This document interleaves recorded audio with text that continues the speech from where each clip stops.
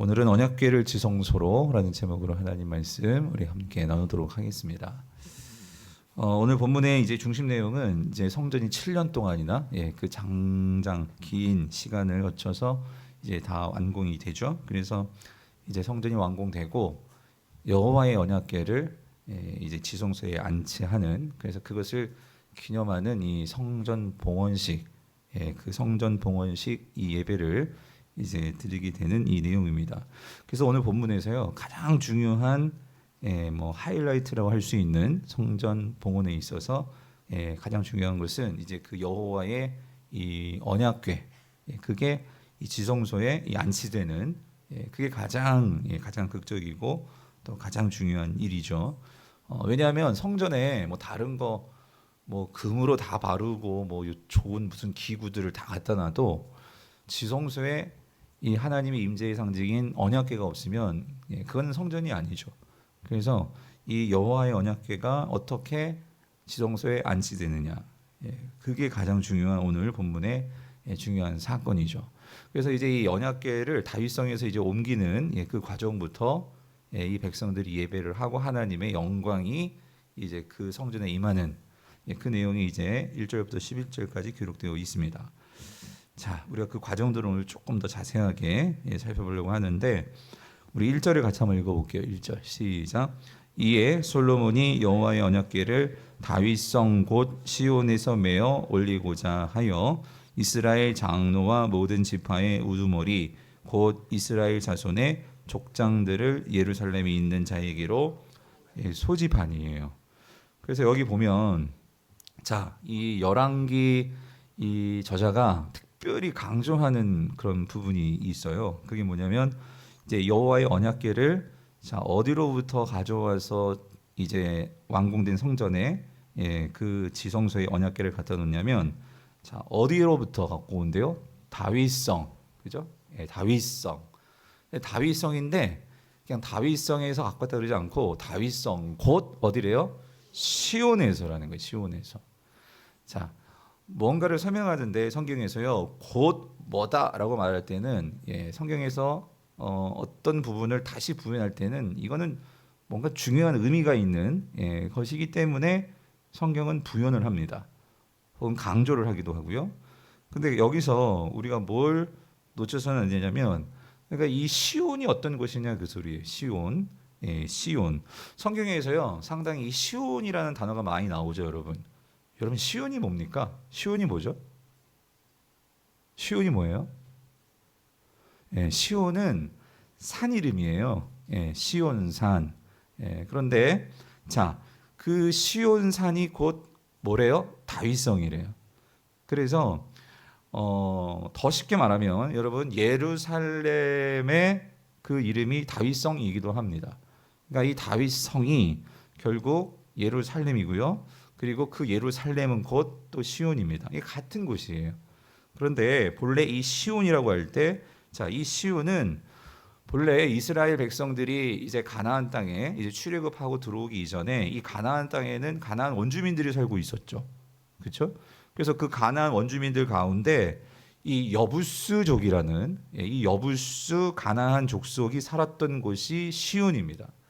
그 시온에다가 이게 산이거든요. 거기에다가 성을 짓고 살았어요. 그런데 우리가 그런 얘기 많이 들었잖아요. 예루살렘은 산에 있는 성이다. 얘기 들으셨죠? 그래서 이게 시온이 높은 산에 그렇게 성을 짓고 있고, 그래서 이 시온은 그 단어 자체가 시온이라는 뜻은요 요새라는 뜻이에요. 요새. 그러니까 이 어떤 면에서 난공불락의 그런 성과 같은 이 산에 성도 높은 벽이 있는데 그 산에 또 이 성을 쌓았으니 그러니까 적들이 쉽게 이렇게 침입할 수 없는 그런 곳이기도 하죠. 자, 근데 이 여부수족은 거기다 더불어서 가나안 족속들 가운데서도 싸움도 잘할 뿐만 아니라 그러니까 가장 어떤 용맹스럽기도 하고, 그러니까 쉽게 전쟁에서 이기기 어려운 그러한 가나안 족속이 여부수족이었어요. 자, 그런데 하나님께서 뭐라고 말씀하셨냐면, 이제 이스라엘 백성들이 출애굽을 하고 가나안 땅에 들어가잖아요. 그럼 너희들이 그 가나안 땅에 들어가서 이제 여호와의 전쟁, 거룩한 전쟁을 할 건데, 너희들이 아무리 힘들고 어렵더라도 어떻게 해서든지 그 가나안 땅에 있는 이 가나안 족속들을 어떻게 해야 돼요? 다 전멸시켜야 돼요. 그게 왜 그러냐면 사실 하나님은요, 그러니까 이스라엘 백성들이 400년 넘게 이 애굽에서 종살이 할 때 사실 그때도 가나안에는 이 가나안 민족들이 그 땅에 살고 있었죠. 이 팔레스타인 땅에.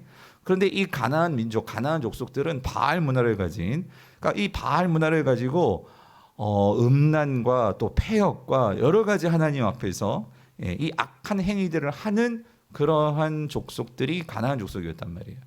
그래서 사실 하나님이요, 이스라엘 백성들이 애굽에서 이 종살이하는 그 400년의 시간은 이 가나안 민족들에게는 사실 어떤 시간이었냐면 그들이 자신들의 그러한 악행들을 돌아보고 회개할 수 있는 그런 시간이기도 했죠. 근데 하나님께서 결국 이 가나안 족속들이 그렇게 돌이키지 않을 때 하나님께서 어떻게 하시냐면, 우리가 창세기에 보면 그런 말씀들이 나오죠. 이 하나님의 이 민족, 하나님의 백성 이스라엘을 출애굽을 시켜서 그 가나안 민족들을 결국 이 여호수아서에서 나오는 이 여호와의 전쟁은 결국 하나님께서 그들을, 이 가나안 민족들을 뭐 하시는 거예요? 심판하시는 거죠. 그래서 하나님은 사실 이 출애굽한 이 이스라엘 백성들에게 그들을 구원하셨을 뿐만 아니라 그들이 가나안 땅에 들어가서 그들이 해내야 할 사명을 주신 거였어요. 그 사명은 뭐냐면 그 가나안 족속들과 싸우면서 그들을 다 몰아내고 전멸시켰을 때 결국 하나님의 심판의 도구로 쓰였을 뿐만 아니라 그렇게 다 전멸시켰을 때 그들에게 진짜 하나님의 백성으로서 그 가나안 땅에서 샬롬을 누릴 수 있는 그 은혜를 주시겠다라고 분명히 약속하신 거예요. 그래서 그들을 출애굽을 시키신 거고 여호와의 전쟁을 하게 하신 거죠. 그런데 우리가 여호수아서를 보면 알지만 이 가나안과의 전쟁이 그렇게 쉬운 전쟁은 아니었습니다. 그렇죠? 그래서 이 가나안 전쟁을 승리하기 위해서는 무엇보다도 그러니까 그들이 철저하게 하나님을 신뢰함으로 하나님의 말씀을 따라 그들이 하나님을 의지해서 전쟁을 해야만 합니다. 그래야지만 그 전쟁을 승리할 수 있는 거예요. 그런데 이스라엘 백성들이 그 가나안에서 전쟁을 하면서 그들이 믿음으로 하나님의 방법대로 첫 전투 여리고 전투에서는 그 하나님의 방법대로 그들이 순종해서 전투를 승리했지만 그들이 싸워가면서 점점 시간이 또 지나면서 그들은 이 전쟁을 좀 보았단 말이에요. 경험했단 말이에요. 그러면서 그들이 이 전쟁을 이기려면 어떤 생각이 스물스물 들어왔냐면, 그러니까 하나님의 그런 이상한 막 그 성을 돌고 하나님이 말씀하시는 그런 전쟁이 아니라 우리가 전쟁에서 승리하려면 우리도 어떻게 해야 돼요? 뛰어난 왕이 있어야 되고 전략가가 있어야 되고 무기가 있어야 되고 철병거가 있어야 되고 이런 것들이 이제 마음속에 들어오기 시작을 하는 거예요.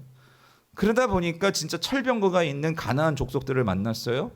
난공불락의 성을 쌓고 있는 그러한 이 가나안 민족들을 만났어요. 그럴 때 믿음으로 나가야 되는데 그러지 못하고 이들이 뭘 하느냐? 우린 해도 안 돼. 우린 어쩔 수 없어. 했다가 질 것 같아. 그러면서 뭐 하기 시작했냐면 타협하기 시작합니다. 타협하기 시작하면서 하나님의 믿음으로 나아가서 싸우는 게 아니라 그냥 그들과 조용하게 문제없이 사는, 우리가 그들과 함께 그냥 공존해서 사는, 싸우다 보니까 너무 힘이 드는 거예요. 그리고 과연 정말 이길 수 있을까? 그런 의구심도 들고요. 그러다 보니까 이들이 타협하기를 시작했단 말이에요. 자, 그럴 때 여호수아는 가나안 땅을 다 정복하지 못하고 결국 하나님의 부름을 받아 이 세상을 떠나갑니다. 그렇게 떠나가면서 여호수아가 이스라엘 백성들에게 유언과도 같이 준 말씀이 있었어요. 그게 여호수아 23장 11절부터 13절. 우리 같이 한번 볼게요. 같이 읽어볼까요? 시작.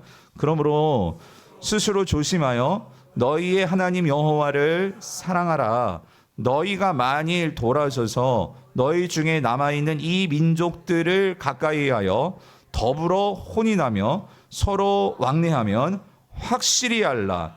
너희의 하나님 여호와께서 이 민족들을 너희 목전에서 다시는 쫓아내지 아니하시리니 그들이 너희에게 올무가 되며 덫이 되며 너희의 옆구리에 채찍이 되며 너희의 눈에 가시가 되어서 너희가 마침내 너희의 하나님 여호와께서 너희에게 주신 이 아름다운 땅에서 어떻게 돼요?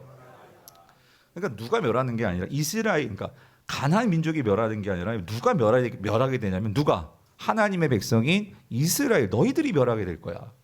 그러니까 이 여호수아가요, 이 말씀을 신신당부하며 유언과 같이 주고 그는 하나님의 부름을 받아 떠나갑니다. 자, 떠나가는데 여기서 우리가 주의할 게 이거예요. 그러니까 이스라엘 백성들은요, 어떻게든지 이 여호와의 전쟁을 수행해야 할 의무가 있어요. 이걸 보면 어떤 면에서 우리가 비슷하지 않아요? 성도님들, 우리가요, 이 영원한 하나님의 안식이라고 할 수 있는 우리가 영원한 완성된 하나님 나라를 누리기 위해서는 지금도 이미 우리가 하나님 나라를, 내 속에 임한 하나님 나라를 우리가 누릴 수도 있고 그 현재적 하나님 나라를 살고 있지만, 우리는 이 땅을 살아가면서 마치 이스라엘 백성들이 그 하나님께서 분명히 하나님은 그 약속의 땅, 가나안 땅을 주실 거예요. 그런데 이들이 그걸 그냥 공짜로 받는 게 아니라 하나님께서 그걸 분명히 주신단 말이에요. 그럼 그걸 믿고 같이 하나님의 그 말씀을 믿음으로 그들이 반응하면서 싸우며 나아가면 하나님께서 분명히 도와주실 거라고 약속하시는데도 그들은 그거를 믿지 못하고 어떻게 했냐면 요행을 부리는 거예요. 가령 예를 들어서 여기 나오죠. 그 민족들하고 어떻게든지 친해지려고, 여러분. 그러니까 친해져서 여기 12절을 보니까 그들과 더불어 뭐 해요? 혼인을 합니다. 혼인을 하면 그러니까 뭔가 이게 같이 인간적인, 그러니까 그 관계를 맺는 거 아니겠어요? 그러면서 서로 왕래하면 자연스럽게 전쟁은 안 하겠죠. 그냥 함께 사이좋게 살겠죠. 하지만 문제는 뭐죠? 그러나 그렇게 산다면 이게 하나님은 그 가나안 땅에 뭘 세우기를 원하시는 거예요? 하나님 나라를 세우기를 원하시는데 이 세상 나라인 가나안과 하나님 나라가 어떻게 공존할 수 있겠냐고요. 그런데 지금 이스라엘 백성들은 그 싸움이 두렵다고, 싸움을 할 수 없다고, 이 믿음이 없다 보니 그들은 나중에 어떻게 되었어요? 그 땅에서 다윗 왕까지, 참 여러분, 다윗이 왕이 될 때까지 그 가나안 땅에는요, 가나안 민족들이 여전히 살고 있었다라는 거예요. 그래서 우리가 잘 알고 있는 게 뭐냐면 이렇게 같이 그 땅에 하나님과 결코 하나 될 수 없는 이 두 가지 문화, 세상 문화와 하나님 문화가 같이 공존하다 보니 어떤 일이 벌어집니까? 뒤죽박죽 왕이 없어가지고 이제는 정말 하나님이 뭐라고 말씀하셨어요? 이 아름다운 땅에서 너희들을 멸하리라고 했는데 우리가 사사기로 넘어가면, 여호수아 다음이 사사기잖아요. 사사기로 들어가면 이스라엘 백성들이 가나안과 싸워야 되는데 사사기에 들어오면 결국 누가 싸우죠? 이스라엘 민족끼리 싸웁니다. 이스라엘 민족끼리 베냐민 지파를 완전히 다 씨를 말리려고 하고 있고, 이런 여러 가지 이러한 그 문제의 근원이 뭐죠? 하나님께서 분명히 처음에 뭐라고 말씀하셨어요? 다 어떻게 해요? 가나안 민족도 어떻게 몰아내라, 전멸해라 그랬는데 이게 힘들다고. 하나님, 내 지금 상황 아시잖아요. 내가 지금 가진 게 이거밖에 없고 내 상황이 이렇게 힘들잖아요. 어떻게 하나님이 현실도 모르세요? 여러분, 하나님이 왜 모르십니까?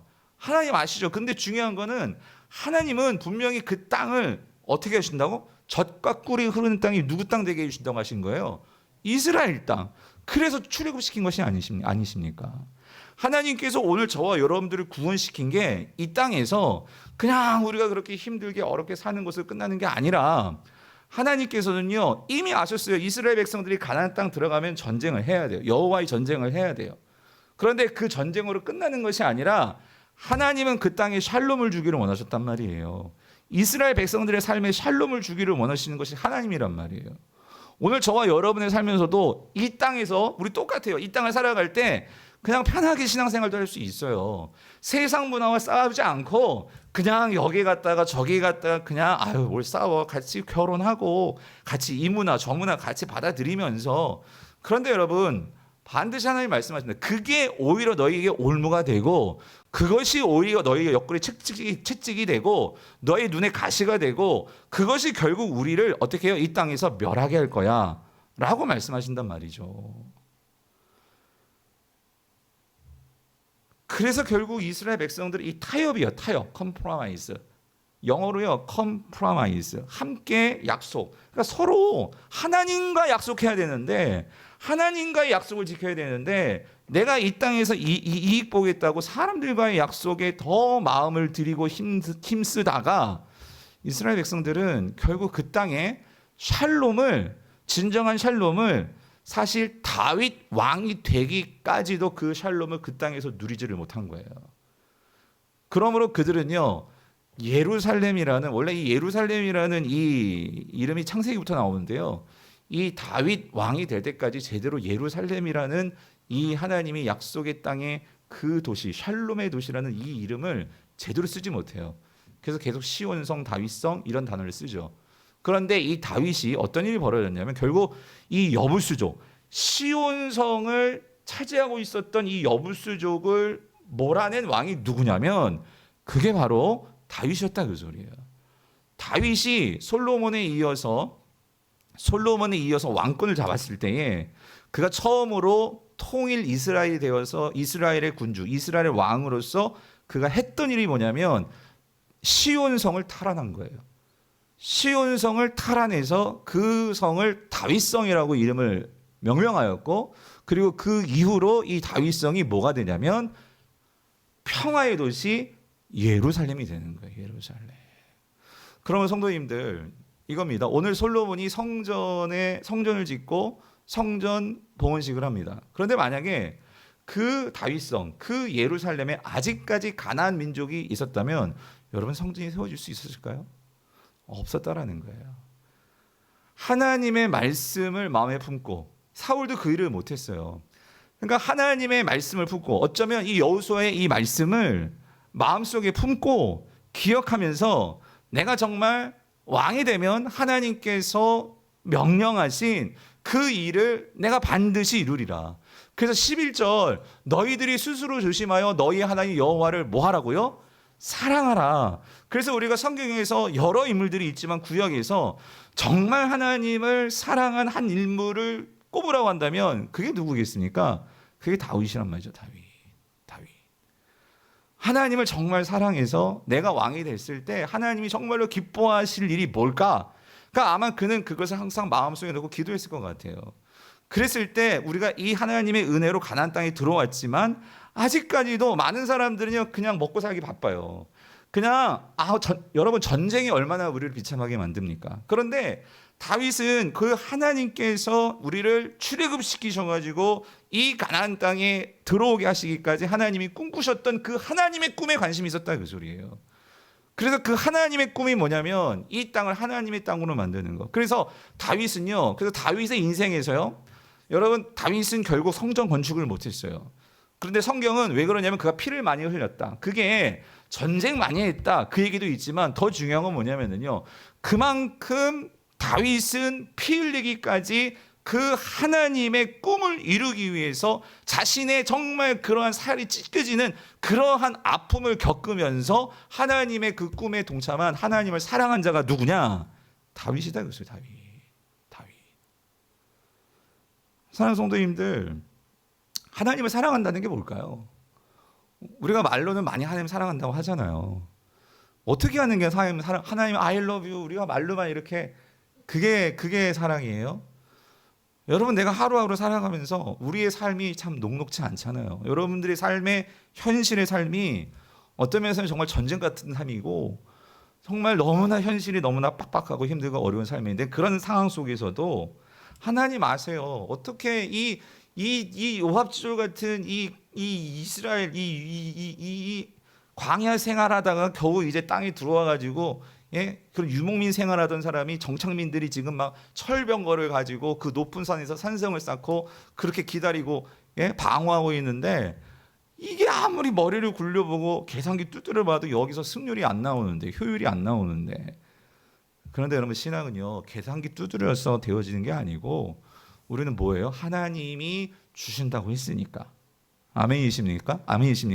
하나님이 가라고 하셨으니까, 하나님께서 함께 하신다고 하셨으니까, 그래서 가는 거죠. 뭐 못 먹어도 고가 아니고요. 우리는 하나님께서 말씀하셨기 때문에 가는 거죠. 여러분 그게 하나님의 사랑인 줄 여러분 믿으시기를 바랍니다. 그래서 다윗 이후로 정말 그 땅에 평화가 온 거예요. 이 다윗 한 사람 때문에 그 성에 이 예루살렘에 평화가 왔고 그 일을 통해서 오늘 이 성전이 세워지게 된 거예요. 여호수아 저자는요 그거를 지금 소원하는 거예요. 그 역사를 소원하는 거예요.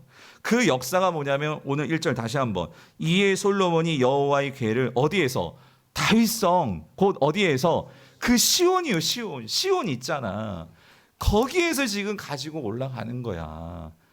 그러니까 오늘 그 이 열왕기 상을 읽고 있는 제가 누차 말씀드렸죠. 지금 바벨론의 포로로 끌려와 있는 왜 우리가 이렇게 망했을까? 예? 하나님의 성전이 왜 이렇게 망했을까? 그걸 생각하고 있는 이 이스라엘 백성들에게 다윗을 생각해봐. 다윗 성전의 문제가 아니라 우리가 어디서부터 뭘 잃어버렸나? 하나님의 말씀에 대한 사랑을 잃어버린 것에서부터가 오늘 이스라엘의 문제였다 그 소리예요. 오늘 저 여러분들의 삶에서는 내 삶이 어디서부터가 문제인 것 같습니까? 내 삶이 지금 막 이렇게 짜증과 막 불안과 일이 막 안 되고 뭐 이런 삶 속에서 여러분이 정말 하나님의 백성이라면 그 시작점은 뭐가 문제였을까? 오늘 본문은 우리에게 분명히 말씀하세요. 여호와를 사랑함이요. 여호와를 사랑함. 내 삶의 진정한 여호와를 사랑함이 오늘 정말 이 다윗과 같이 모두가 다 여호수아의 말을 잊어버리고 하나님께서 나를 여기다 갖다 놓는 순간 하나님은 우리를 이스라엘 백성들을 그 가나안 땅에 넣어 놓을 때 반드시 너희들이 그걸 몰아내. 그래서 여러분 단지 하나님은요 이 가나안 사람들 몰아내는 게 목적이 아니라 여러분 그거를 몰아내는 일을 할 때에 힘들지만 그걸 하면서 이스라엘 백성들은 뭐를 경험할 수 있을까요? 하나님을 경험하는 거예요. 하나님이 나를 얼마나 사랑하시는지 그거를 경험하는 거예요. 그거를 다시 회복하는 거죠. 그래서 오늘 본문에서 이 하나님을 사랑한 왕이었던 이 다윗, 그 다윗을 다시 소원하는 거예요. 예. 그래서 여기 솔로몬이 성전 지었는데 오늘 1절에서 누구 이름이 나와요? 다윗의 이름이 나오잖아요. 다윗 성, 다윗을 기억하라 그 소리죠. 예. 자, 그래서 이렇게 이 다윗성에 있던 이 여호와 언약궤를 이제 옮깁니다. 옮기는데 여기 8장 1절 뒷부분에 이런 또 표현이 나오죠. 이런 말씀이 나오죠. 솔로몬이 이걸 그냥 옮기는 게 아니라 옮기기 전에 누구를 모으냐면은요. 누구를 부르죠? 예, 이스라엘 장로와 그리고 또 누구? 모든 지파의 우두머리 곧 이스라엘 자손의 족장들을 이 예루살렘에 있는 자기애로 소집했다 그 소리예요. 그죠? 이 말은 뭐냐면 이제 이 성전 봉헌식을 하기 위해서 그러니까 성전 겉으로 보기에는 맞아요. 솔로몬이 애썼죠. 솔로몬이 이걸 다 지었어요. 주도하에 주도했는데 솔로몬은 그것을 내가 이렇게 지었어라고 이제 백성들 앞에서 그렇게 성전 봉헌식을 하는 게 아니라 어떻게 하죠? 누구를 불러요? 그러니까 한마디로 말하면 이스라엘 리더들을 부릅니다. 네, 그래서 장로님들 또 우두머리 다시 말하면 족장들 모든 지파 12지파의 이 족장들을 다 부릅니다.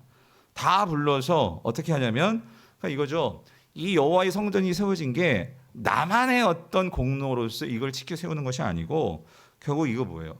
이 모든 것은 우리가 함께 그죠? 이스라엘 모든 지파의 대표라고 할 수 있는 족장들을 모으고 이스라엘의 큰 어른이라고 할 수 있는 장로님들을 부르고 그래서 함께 이 일이 이루어진 거다라고 그것을 함께 이제 백성들이 올 거예요. 그래서 백성들과 함께 이 일을 하나님과 함께 높이고 예배하기 위해서 함께하는 이 성전 봉헌식으로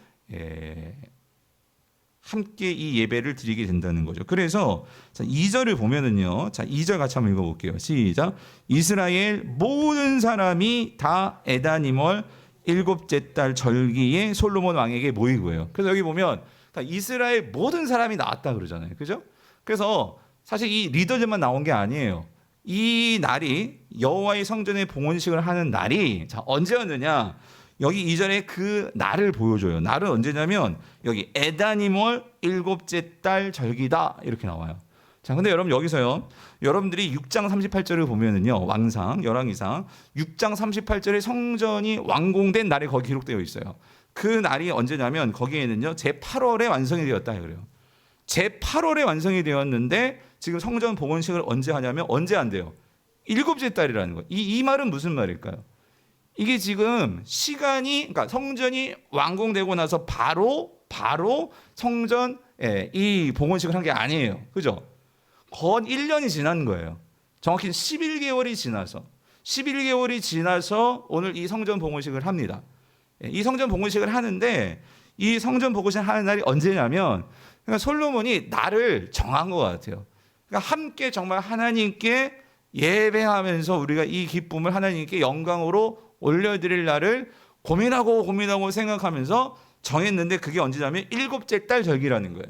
근데 이 7째 달 절기가 언제냐면 이스라엘의 절기 속에서 7번째 달 절기가 큰 절기인데 이게 초막절이더라 그 소리예요. 초막절. 여러분 초막절이 뭡니까? 초막절은 이스라엘에서도 가장 큰 절기죠. 이날은 수장절이기도 하고요. 이날은 장막절이기도 하고요. 똑같은 이름입니다. 그런데 초막절이 뭘 기념하는 거예요? 첫 번째는 하나님께서 이스라엘을 출애굽시키셔서 이들이 광야 생활하면서 뭐 짓고 살았습니까? 천막 짓고 살았습니다. 근데 그 천막 짓고 살 때에 하나님께서 그들을 굶기셨습니까? 그들을 뭐 옷을 헤어지게 하셨습니까? 그러지 않고 40년 동안 하나님께서 그들을 돌보셨어요. 먹이셨고 입히셨고 보호하셨고 인도하셨고 그래서 그들이 하나님의 은혜로 40년을 잘 살았습니다. 그리고 나서 그들이 어디로 들어갑니까? 가나안 땅에 들어온단 말이에요. 그래서 가나안 땅에 들어와서도 이들이 어떻게 해요? 그래서 이제 만나가 가나안 땅이 딱 들어오니까 만나가 어떻게 돼요? 하늘에서 내리는 음식인 만나가 끊어지고 이제 그들이 그 가나안 땅에서 농경 문화 출수하여서 자기가 먹고 싶은 것을 이제 심고 거두는. 그래서 이 초막절은 뭐냐면 하나님께서 우리를 광야에서부터 우리를 지켜주실 뿐만 아니라 그리고 이 가나안 땅에 들어와서도 우리가 그렇게 씨를 뿌리고 가꾸고 수확해서 하나님께서 이렇게 한 해의 수확을 주셨습니다. 마치 우리 추석이나 추수감사절 같이 하나님의 그 은혜를 감사하며 축복하며 그런 절기가 초막절이라는 거예요. 그러니까 이 초막절에 이 이스라엘 백성들이 가장 기뻐하고 가장 하나님을 생각할 수 있는 그 날 정해서 어떻게 하는 거예요? 먼저 리더들을 부르고 그리고 이스라엘 백성들이 이제 예루살렘 성에 올라왔을 때 이 그날에 드디어 하나님께 이 봉헌식을 하더라는 거예요. 사랑하는 성도님들, 이렇게 할 때에 어떤 일이 벌어지냐면 이 이스라엘 백성들이요 그날을 아주 성대하게 모든 이 이스라엘 백성들이 함께 성전 봉헌식에 참여하더라는 거예요. 사랑하는 성도님들, 저는 여기서 한 가지 중요한 걸 봅니다. 사실 하나님은요 성전이 필요하신 분이 아니십니다. 하나님은요 다윗에게도 그렇게 말씀하죠. 나 솔직히 집 필요 없어. 나 이렇게 이런 집에 나 갇혀서 살고 싶지 않아. 나는 오히려 어떤 그런 집이 필요한 자가 아니고 내가 너 집을 지어줄게. 다윗 너를 위한 그 집을 지어줄게. 이렇게 말씀하셨던 분이시거든요. 그런데도 하나님께서 그 다윗의 마음이 너무나 예뻐서 왜냐하면 나도 이렇게 좋은 왕궁에서 사는데 어떻게 하나님이 집이 없습니까? 아니 내가 지금 다윗성 그 예루살렘에 이제 그 법궤를 하나님의 이 법궤를 그 당시 이제 이 다윗이 살고 있던 그 다윗성으로 옮겨와서 성막을 다윗성에 쳤거든요. 근데 나는 이 궁궐 같은 집에서 사는데 하나님은 이 천막집에서 살고 있는 거예요. 그러니까 내 마음에 하나님을 사랑하는 다윗이 그것을 가만 보고 있을 수 없는 거죠. 그래서 나는 하나님의 집을 지어드리고 싶어요. 그런 마음을 가졌던 다윗의 마음을 기쁘게 받으셔서 이제 성전을 짓게 하는데 아들이 그 성전을 짓게 하는 거죠. 누가? 솔로몬이. 그런데 하나님께서요 이 성전을 이렇게 짓는 1년의 과정을 놓고 보면 어제 새벽에도 말씀드렸지만 그러니까 하나님이 그러시다면 다윗이 성전을 지으면 되는데 하나님은 그렇게 하지 아니하시고 솔로몬이 성전을 짓는단 말이죠. 그리고 솔로몬이 성전을 짓는데 솔로몬이 성전 봉헌식을 혼자 그렇게 떠벌리면서 내가 이렇게 잘했어 그게 아니라 온 백성들이 함께 모여서 하나님을 찬양하고 그리고 여러분 중요한 게 있어요. 다윗이 이렇게 이스라엘의 왕이 됐지만 사울 때부터 사실 이스라엘은요 북이스라엘과 남유다가 항상 이 유다 지파 쪽만이 다윗 왕을 지지했었어요. 그리고 나머지 이 거의 11지파 혹은 10지파는 항상 다윗에 대해서는 대척점이었어요. 왜냐하면 사울과 다윗의 어떤 그러한, 사울은 베냐민 지파고 다윗은 유다 지파다 보니까 이 유다 지파를 나머지 이 11지파들이 좀 이렇게 배격하거나 좀 이 유다 지파를 좀 이렇게 왕따시키는 그런 민족적인 어떤 그러한 좀 성향이 있었던 것 같아요. 마치 옛날 우리나라 전라도, 경상도 뭐 그런 것 같이 지역 감정들이 좀 있었단 말이에요. 그런 상황 속에서 오늘 이 솔로몬도 마찬가지죠. 지금 솔로몬이 왕이 되오고 나서 7년 뒤에 성전을 완공했는데 어떤 면에서는 솔로몬도 사실 그 왕권의 기반은 굉장히 약했어요. 그런데 이 모든 일에 있어서 성전을 지었을 때에 어떤 일이 벌어졌냐면 오늘 본문이 그래서 그거를 강조하는 거예요. 뭐냐면 2절에 아까 봤죠. 이스라엘 어떤 사람이? 여러분 성경 보세요. 이스라엘의 어떤 사람이? 모든 사람이. 이게 뭘 표현하는 거냐면 그러니까 이스라엘의 모든 사람이 솔로몬에게 왔다. 이건 뭐냐면 결국 이 솔로몬의 성전을 통해서 성전이 지어지면서 어떤 일이 지금 벌어지고 있냐면 이스라엘의 모든 사람들이 지금 하나로 모여지고 있다는 것이 보여지고 있다는 사실이에요. 결론 무슨 말이냐면 여러분 이렇습니다. 하나님은요 성전이 필요하지 않으신 분이에요. 그런데 성전이, 눈에 보이는 성전이 지어지는 것도 중요하지만 사실 이제 다윗서부터 어떤 일이 벌어지냐면 실제로 하나님께서 꿈꾸시는 것은 눈에 보이는 건물로서의 성전이 아니라 하나님은 그 팔레스타인, 그 약속의 땅 가나안 전체가 뭐가 되는 것을 바라실까요? 성전이 되는 것을 바라시는 분이셨습니다. 무슨 말이냐면 성전만 덩그러니 하나가 있고 모든 이스라엘 백성들이 서로 각자의 소견대로 살고 있다면 여러분 그게 무슨 하나님 나라에 도움이 되겠습니까? 하나님은 이런 거예요. 하나님은 그래서 신명기에서부터 성전은 내가 반드시 지정하는 한 곳에 세워야 돼. 하나님 그걸 강조하십니다. 여러분 그거 궁금하게 여기지 않으셨어요? 왜 성전을 경상도에다도 짓고 우리나라로 말하면 저기 함경북도에다도 짓고 제주도에도 짓고 다 하나씩 지으면 좋지 않아요? 근데 하나님이 그렇게 하지 않으세요. 내가 반드시 지정하는 그 한 곳에 반드시 성전이 지어져야 하고 그리고 내가 세우는 한 왕을 통해서 그 성전이 세워져야 하고 그리고 내가 지정하는 그곳에 너희들은 반드시 그곳에 가서 예배해야 된다. 하나님은요 신명기에서 반드시 그 말씀하시고 하나님은 이 구약에서 이 한 곳이라는 그곳을 계속해서 강조하신단 말이죠. 왜 그러느냐? 여러분 이겁니다. 하나님께서 진정으로 이루시고자 하는 성전의 건축은요 단지 솔로몬을 통해서 다윗을 통해서 눈에 보이는 성전이 지어졌는데 이 성전을 통해서 하나님은 뭘 꿈꾸시냐면 이스라엘이 모두 하나님을 향해서 한 마음으로 하나가 되어서 예배하고 하나님을 섬기는 그 일이 이루어지기를 하나님은 보기를 원하시는 거예요. 지금 그 일이 이루어지고 있다 그 소리예요. 그 일이 드디어 이루어지는 거예요.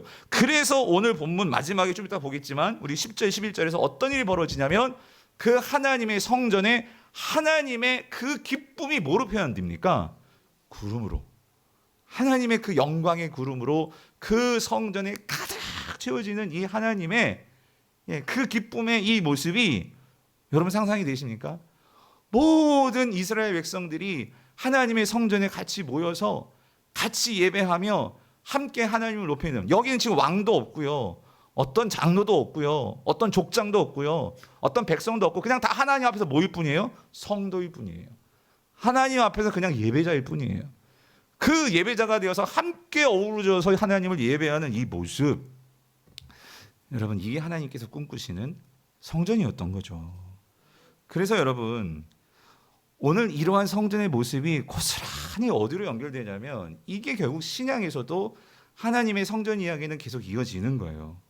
그래서 여러분 우리가 또 하나의 신약의 성전의 건축의 이야기를 보죠. 그것은 뭐냐면 결국 솔로몬의 성전을 통해서 모든 이스라엘 백성들이 함께 모여서 하나님을 예배하게 되는 이 모습처럼 오늘 우리에게 진정한 성전의 건축자요 성전으로 오신 예수 그리스도를 통해서 그 예수 그리스도를 믿는 하나님의 백성들이 그 백성들이 진정한 이 시대의 성전이 되어서 그 성전된 하나님의 백성들이 함께 모여서 예배할 때 하나님은 반드시 그것 가운데 영광으로 임재하시고 하나님은 그거를 기뻐하신다, 그 소리죠.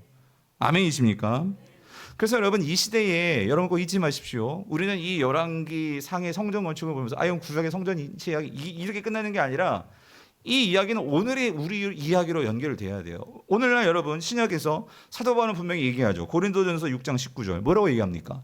6장 19절 시작. 너희 몸은 너희가 하나님께로부터 받은 바 너희 가운데 계신 성령의 전인 줄 알지 못하느냐. 너희는 너희 자신의 것이 뭐예요? 아니니라요. 이게 무슨 말이냐면 여러분, 예수님이 솔로몬이 다윗 때부터 준비한 그 성전을 솔로몬이 지었다면 오늘 마찬가지입니다. 오늘 저와 여러분들도 예수님이 이 땅에 오셔서 결국 무슨 일을 하셨냐면 뭐 하고 이제 하늘나라 가시냐면 이 땅 가운데 성전을 세워놓고 가셨습니다. 예수님이 이 땅에 자신의 십자가의 죽으심과 부활을 통해서 마치 오늘 솔로몬이 그 지성소에 언약궤를 안치시키듯이 예수님이 이 땅에 큰 대제사장으로 오셨을 뿐만 아니라 십자가에서 죽으시고 부활하시면서 예수님께서 친히 마치 솔로몬이 언약궤 옮기셨듯이 예수님도 하나님의 임재라고 할 수 있는 그 하나님의 언약궤인 무엇? 성령을 옮겨놓고 가셨습니다. 누구에게?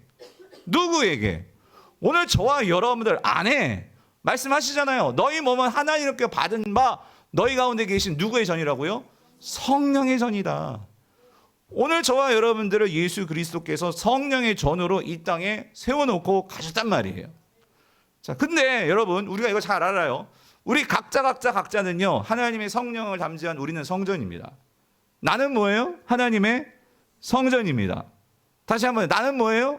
하나님의 성전입니다. 그런데 성경은 이거를 또 하나 얘기하는 게 있어요. 또 하나의 성전이 있어요.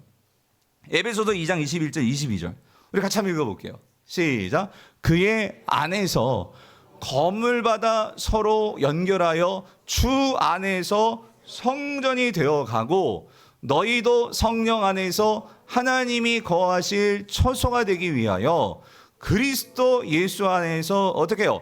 함께 지어져 가느니라요. 무슨 말입니까? 성도님들, 분명히 고린도전서에서는요, 우리 각자 너희 몸, 우리 각자의 몸이 뭐라고요? 성전이라고 하셨어요.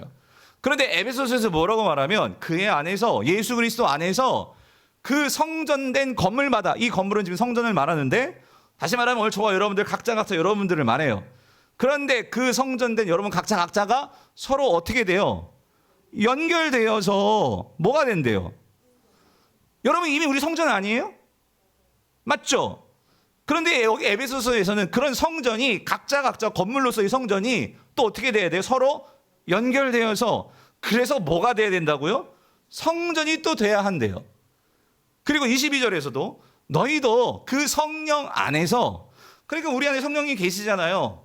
그런데 그 성령 안에서, 근데 하나님의 거하실 처소가 되기 위해서 예수 그리스도 안에서 우리가 또 어떻게 돼야 돼요?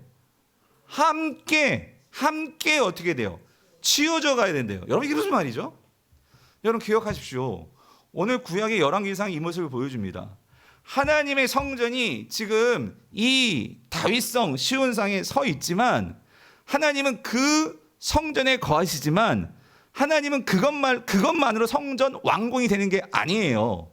하나님께서 바라시는 성전은요, 그 성전을 향해서 하나님을 사랑함으로 나오는 그 이스라엘 백성들 한 명 한 명이 모두가 다 함께 하나님을 예배하고 하나님을 사랑하고 하나님을 위해서 하나님 나라를 세워 나아가는 그 공동체 전체가 뭐가 되기를 원하시는 거예요?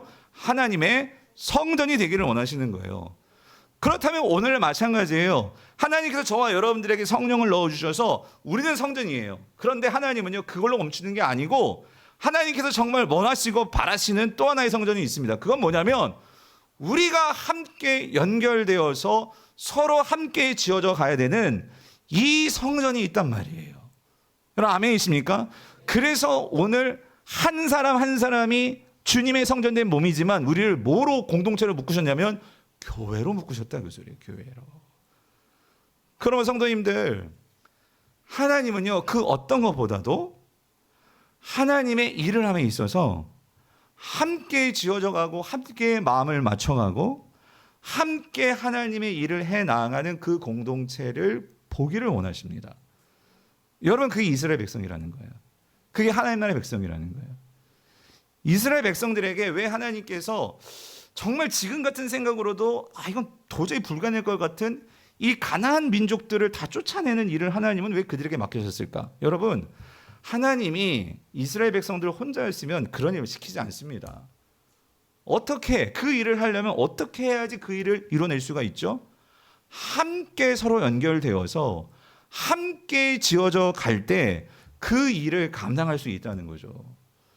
여러분, 하나님 나라의 신앙의 법칙은요 함께 연결되어서 함께 지어져 가는 겁니다. 그런데 여러분, 이 그림에서 여러분 이걸 이해하셔야 돼요. 함께 연결되고 지어져 가는 일은 결코 쉽지 않습니다. 왜냐하면 생각들이 다 달라요.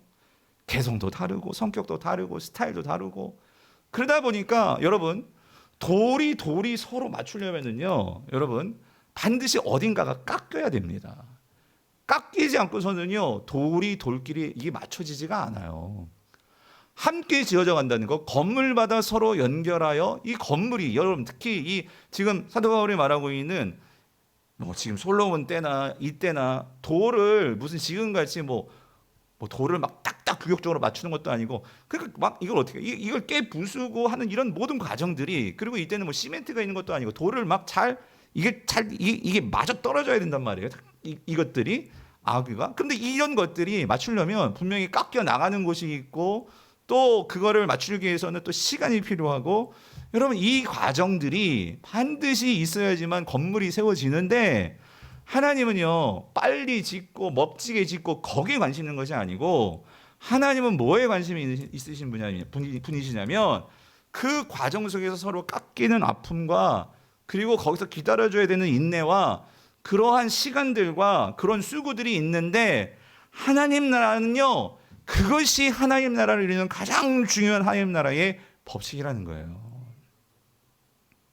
우리가 신앙생활을 하면서 너무 우리는 효율을 따져요. 너무 효율을 따지다 보니까 무조건 빨리 무조건 뭐 목소리가 크면 아니면 뭔가 더 여러분 그건 세상적인 방식이고요. 하나님 나라의 방식에서 가장 중요한 것은 효율이 아니에요. 함께 연결되어서 기다려주고 그것을 맞춰가고 힘들죠. 힘들어요. 그렇지만 그렇게 함께 지어져 가는 것이 하나님 나라의 모습이라는 거죠.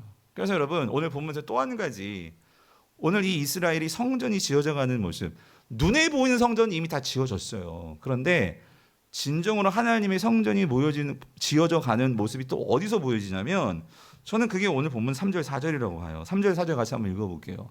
우리 3절 4절 같이 읽겠습니다. 시작. 이스라엘 장로들이 다 이름에 제사장들이 궤를 매니라. 여호와의 궤와 회막과 성막 안에 모든 거룩한 기구들을 메고 올라가되 제사장과 레위 사람이 그것들을 메고 올라가매요. 이게 무슨 말이냐면 여러분 이거예요. 하나님의 이 언약궤를 옮기려면은요 여러분 이런 겁니다. 그러니까 지금 이 백성들도 다 모였고 모든 장로님들 모든 족장들 다 모였어요. 그래서 모였으니까 이제 테이프 커팅하고 들어가면 성전이 되느냐 그게 아니라 뭐가 들어가야 된다고요? 언약궤가 지금 지성소로 들어가야 돼요. 근데 언약궤가 지성소로 들어감에 있어서 그런데 이 언약궤를 어떻게 옮겨야 되느냐 오늘 보니까 그 언약궤를 어떻게 옮긴대요? 누구만 옮길 수 있냐면 이건 왕도 아니에요. 이건 장로님들도 아니고 이건 어떤 족장들도 아니고 누가 옮길 수만 있냐면 이건 제사장들이 그죠? 그 궤를 어떻게 해요? 메고 올라가야 돼요. 그렇죠? 그러니까 어떤 면에서는 이거 정말 효율적으로 생각하면요 이거 시간 많이 걸리고요. 그렇죠? 그리고 이 궤를 메고 올라가니까 이거 여러 가지 불편한 일이 한두 가지가 아닐 수 있어요. 가장 멋진 것은 큰 백마가 큰 마차에다가 그렇게 퍼레이드 하듯이 끌고 들어가가지고 올리면은요 얼마나 이게 멋지겠습니까? 그런데 이 여호와의 언약궤 상자가 그렇게 크지도 않아요 사실. 그런데 그거를 같이 메고 그거를 올라가야 된단 말이죠. 왜 그러느냐? 왜 그러느냐? 하나님 율법에 반드시 언약궤는 제사장들이 메고 가라 분명히 말씀하셨죠. 근데 다윗 때 한번 실수했죠. 이 언약궤를 다윗성으로 옮기다가 수레에다 옮기다가 완전 사람이 죽어 나가는 이런 엄청난 일이 있었단 말이에요. 그걸 경험하고 솔로몬은 그걸 기억했을 거예요. 그래서 이번에는 반드시 언약궤를 제사장들이 메고 올라가야 돼. 그래서 지금 메고 올라가는 거예요. 근데 여러분 생각해 보세요. 왜 하나님께서는 왜 제사장이 그거를 메고 올라가라고 하는 것일까요? 여러분 왜 그러는 걸까요? 왜 그러는 걸까요? 뭐 여러 가지 묵상할 수 있겠지만 여러분 저는 그런 것 같아요. 왜 하나님께서 그렇게 하시느냐? 분명히 말씀드렸죠. 하나님은요 효율을 따지시는 분이 아니시란 말이에요. 예. 지금 거리가 얼마나 먼지는 잘 모르겠어요. 그런데 이게 만약에 진짜 먼 거리였어도 다윗 때는 엄청난 먼 거리, 블레셋부터 이걸 옮기는 건데 그 먼 거리를 제사장들이 그거를 메고 가야 되니 이게 얼마나 힘든 일입니까? 그런데 하나님은 그 일을 인간에게 시키십니다. 그것도 제사장들에게 시키시죠. 그러니까 이거는 효율을 따지면은요 효율이 없는 거예요.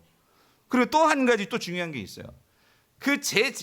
여러분들 제사장들이 그거를 메고 움직이는데 여러분들 그런 생각을 해봤어요. 만약에 제사장들끼리 적어도 못해도 4명이 이거를 메고 가야 되지 않겠습니까? 하나씩 메야 되니까.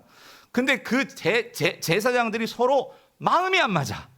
여러분 하여튼 서로 싸우기도 싸우고 만약에 그런 상황에서 이거를 메고 가는데 서로 발을 안 맞춰. 야 너가 나한테 맞춰야 되지. 이러면서 서로 그렇게 만약에 그걸 끌고 간다면 메고 간다면 그러다가 발 안 맞아가지고 막 넘어지기라도 하려고 하고 여러분 이게 얼마나 망신이냐 말이에요.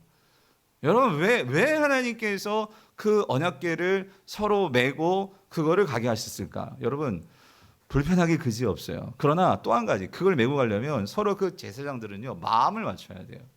서로 타이밍을 봐야 되고요. 서로 어디서 돌지 만약에 돌뿌리가 있으면 야 여기 돌뿌리 있어 말해줘야 되고요. 서로 같이 함께 여러분 에베소서 봤죠? 그 돌들이 건물들마다 서로 연결되어서 함께 어떻게 된다고요? 지어져 가야 된다.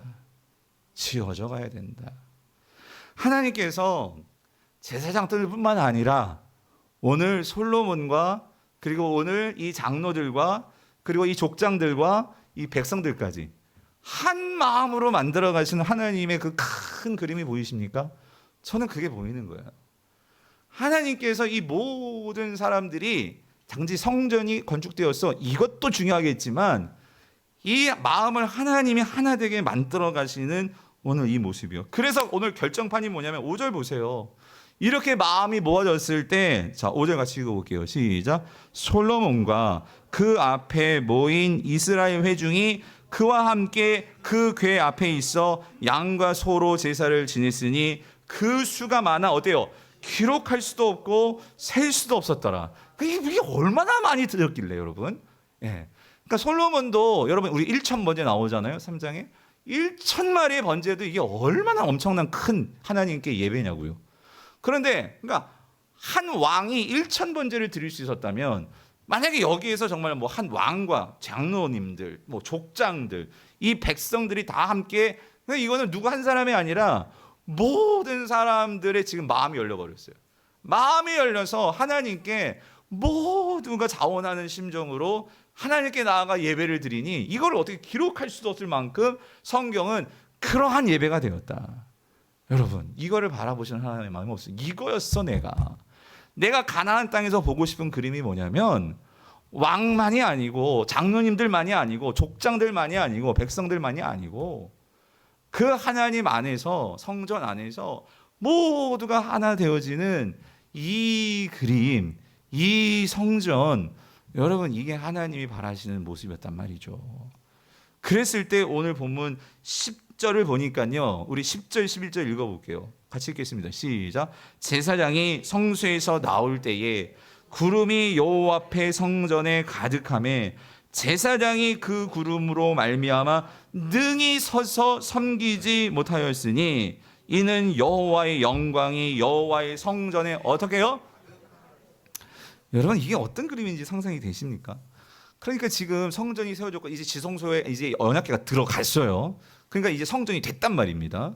성전이 됐으니까 이제 제사장이 거기서 특히 대제사장 같으면은 막 뭐 내가 대제사장이야 막 그러면서 이제 제사를 집전하고 뭐 그럴 수 있잖아요. 그런데 하나님의 영광이 가득해지니까요.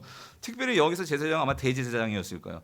그 대제사장이 능히 서서 그 하나님의 영광이 충만한 데서는요, 어떻게 뭘 해볼 수가 없어요. 예, 섬길 수가 없어요. 여러분, 이게 뭘 보여주는 것일까요? 예. 저는 여기에서 한 두 가지를 봅니다. 첫 번째는 뭐냐면, 여러분, 하나님께서 궁극적으로 여러분 이런 것 같아요. 하나님은요, 사실 어떤 인간의 어떤 섬김으로 영광을 받으실 분이 아니죠. 어떤 대제사장의 어떤 그러한 뭐 훌륭한 뭐 요즘 말로 말하면 설교, 뭐 훌륭한 어떤 예배의 뭐 찬양의 어떤 그런 뭐 감동적인 어떤 그런 거, 여러분 그것보다도 하나님 사실 그걸로 뭐 영광을 받을 수 있으신 분이 아니죠. 그런데도 하나님은 그런 우리 예배자들의 그런 예배를 통해서 하나님은요, 함께 우리와 기뻐도 해주시고 슬퍼도 해주시고 함께 마음을 맞춰주시는 분이 우리 하나님이시란 말이에요. 자, 그런데 오늘 본문에서요, 하나님의 영광이 충만했는데 왜 대제사장이 여기서 이제 제사를 멋지게 멋지게 한 표현이 뭐 그렇습니까? 그러면 아무튼 이 제사를 영광스럽게 하나님께 올려드려야 되는데 하나님 여기서요 잠깐 하면서 어떤 면에서는 이 대제사장을 하나님의 영광으로 완전히 눌러버립니다. 왜 그러시는 걸까? 하나님 무슨 장난꾸러기신가? 왜 그러시는 걸까? 왜 그러시는 걸까요? 하나님은요, 여기에서 특별히 앞으로 이 열왕기상을 읽는 지금 이 바벨론의 포로로 끌려와 있는 이 독자들뿐만 아니라 저와 여러분들에게 한 가지 예언을 해주시는 것 같아요. 여러분, 그 예언은 뭐냐면 이거죠. 하나님에게 진정한 영광과 존귀를 올려드릴 수 있는 사실 그 유일한 분은요, 이분뿐이세요. 그분 누구일까요? 예수 그리스도시라는 거예요. 우리의 큰 대제사장 되신 예수 그리스도만이 온전히 그 하나님의 마음을 흡족해 드릴 수 있는 완전한 순종의 제사장으로서 오늘 이 하나님의 은혜와 그 영광의 충만함을 다 받으시면서 그거를 견디시고 진정으로 하나님께 찬양과 경배를 올려드릴 수 있는 그 유일한 분은 예수 그리스도시라는 거예요. 그래서 오늘 저와 여러분들이 오늘 우리가 성전 되어서 하나님을 예배할 때 우리는 우리의 예배가 하나님께 영광이 되어지고 하나님께 나아갈 수 있는 예배가 될 수 있는 그 중요한 이유는요, 이분 때문이에요. 누굽니까? 예수 그리스도가 우리의 큰 대제사장이 되어주시기 때문이라는 거예요. 우리가 연약하고 심지어 우리가 어떤 죄를 범하고 넘어졌을지라도 여러분, 우리가 예배를 통해서 회복될 수 있는 것은요, 우리의 큰 대제사장 예수 그리스도는요, 이 하나님의 모든 영광과 하나님의 그 모든 심지어 진노까지도 다 견디어 받으시면서 우리를 하나님께로 인도해 줄 수 있는 그 유일한 분이 예수 그리스도 그분 한 분뿐이시기 때문이라는 거예요. 그래서 오늘 요한복음 1장 14절에 우리에게 뭐라고 말씀하십니까? 이렇게 말씀하세요. 말씀이 육신이 되어 우리 가운데 거하심에, 이 거하심에라는 뜻이 뭐냐면 헬라어로 스케노우예요. 이건 장막이 되셨다, 성전이 되셨다, 하나님의 영광의 임재의 충만함이 되셨다, 그 소리거든요. 그래서 우리가 그의 영광을 보니 아버지 독생자의 영광이요, 은혜와 진리가 어때요? 그분께 뭐예요? 충만한 거예요. 다시 말하면 이분이 그 아버지의 모든 영광과 존귀를 다 받으시고 우리를 그 하나님께로 인도해 주실 수 있는 유일한 분이 누구세요? 예수 그리스도시라는 거죠. 그래서 여러분, 오늘 우리 예배가 살아있고 우리 예배가 능력이 있고 우리 예배를 통해 하나님이 정말로 기쁘시게 해드리기 위해서는 여러분, 나의 노력과 나의 어떤 퍼포먼스가 아닙니다. 우리는 예수 그리스도를 의지함으로 나가야 되는 거예요. 내가 기쁠 때는 하나님께 찬양하고 영광 돌리는 게 쉬울 수 있어요. 그런데 내가 정말 미루 말할 수 없는 지금 지쳐버렸어요. 완전 내가 망해버렸고 내가 실패했고 죄 지었고 감히 하나님께 나아갈 수 없어요. 그럼에도 불구하고 우리는 뭐 할 수 있어요? 하나님께 나아가 예배할 수 있어요. 누구를 의지하면? 예수 그리스도를 의지하면. 그 예수 그리스도에게 은혜와 진리가 충만하기 때문에 오늘 그 예수 그리스도를 의지하여서 담대히 하나님께 나아가면 반드시 하나님은 그 예수 그리스도를 사랑하시기 때문에, 그리고 그 예수 그리스도를 믿는 우리를 또한 사랑하시기 때문에 오늘 저와 여러분들을 살려주시고 우리 예배를 받으시고 주님께서 기뻐하실 줄 믿습니다. 이를 위해서 오늘날 하나님이 가장 기뻐하시는 것은요, 성도들이 함께 그 예수 그리스도를 높이고 그 예수 그리스도를 우리가 마음속에 품고 그 예수 그리스도를 생각하며 예배할 때 하나님은요 그 예배 가운데 영광으로 임재하시죠. 바라기는 오늘 우리 모든 성도님들이 오늘 정말 우리 안에 계신 성령님과 더불어 이 예수 그리스도를 우리가 의지함으로 어떤 상황에서도 우리의 큰 대제사장 되시는 예수 그리스도를 의지하며 나아갈 때 오늘 저 여러분들에게는 여호와의 성전의 영광이 오늘 우리에게도 그리고 오늘 우리가 드린 이 예배 현장에도 하나님께서 역사하실 줄 믿습니다. 이 은혜를 누리시는 저 여러분 되기를 정말로 축원합니다.